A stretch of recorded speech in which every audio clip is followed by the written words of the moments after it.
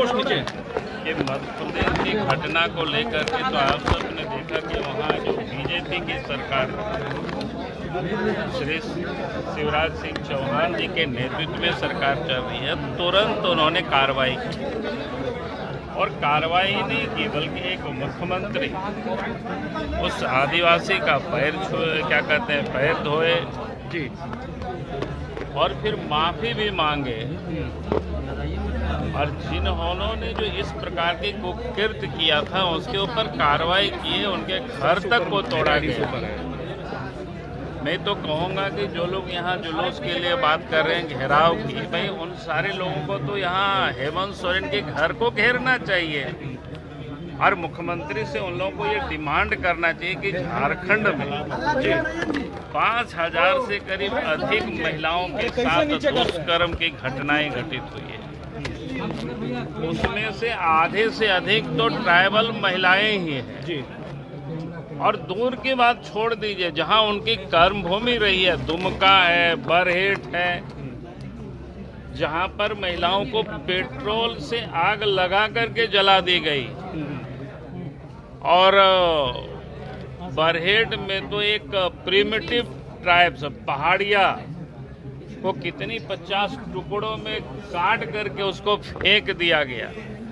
और उनके घर में मुख्यमंत्री जी अब तक गए नहीं है, उनकी शुद्धि लेने को गए नहीं। तो जो भी आदिवासी संगठन आंदोलन कर रहे हैं, जो बीजेपी के कार्यालय को घेरने की बात कर रहे हैं, मेरा उन लोगों से सलाह है, उनको तो जाना चाहिए, हेमंत सोरेन के घर को घेरना चाहिए, उनसे पूछना चाहिए। उमेश कच्छप की हत्या के बारे में आप सबको पता है किस प्रकार से उन्होंने सुसाइड होने को मजबूर हुए थे। उनके परिवार के लोग हाई कोर्ट गए हैं पूरे मामले को सीबीआई जांच के लिए, लेकिन आज तक हेमंत सोरेन सीबीआई जांच से क्यों भाग रही है, क्यों नहीं दे रही है सीबीआई को। तो उन लोगों को वहां जाना चाहिए जहां उमेश कश्यप की जो हत्या सुसाइड किए हैं फांसी लगा करके धनबाद जिला में, तो उसमें से उनकी जांच होनी चाहिए सीबीआई से। वहां उनको जा करके इस मांग को करनी चाहिए। उनकी बेटी, उनकी पत्नी, उनके परिवार को हाई कोर्ट में जा करके सीबीआई जांच की गुहार लगानी पड़ रही है। तो ये राजनीतिक नौटंकी इन लोगों को बंद करनी चाहिए। जहां बीजेपी तो शुरू से इस बात को मानती है, न्यायार्थ अपनों को भी दंड देना धर्म है। और मोदी जी बार बार कहते हैं हम किसी को छोड़ेंगे नहीं जो भी गलत करेगा। तो भारतीय जनता पार्टी का सिद्धांत बिल्कुल स्पष्ट है। यहाँ जिसकी सरकार चल रही है, जिनके इशारे पर ये सारे लोग नाच रहे हैं, वहाँ क्या स्थिति है, वहाँ जाकर के वहाँ प्रदर्शन करनी चाहिए। बहुत बहुत लेकर के जो देखिए, हमने भी मीडिया में ऐसी खबरें देखी कि प्रदेश कार्यालय का घेराव करने की कुछ आदिवासी संगठनों ने घोषणा की है। प्रजातंत्र में सबको विरोध प्रदर्शन करने का अधिकार है, लेकिन नैतिक रूप से प्रदेश राष्ट्रीय पार्टी के प्रदेश कार्यालयों का घेराव ऐसा नहीं होता है। फिर भी इनका लोकतांत्रिक अधिकार है।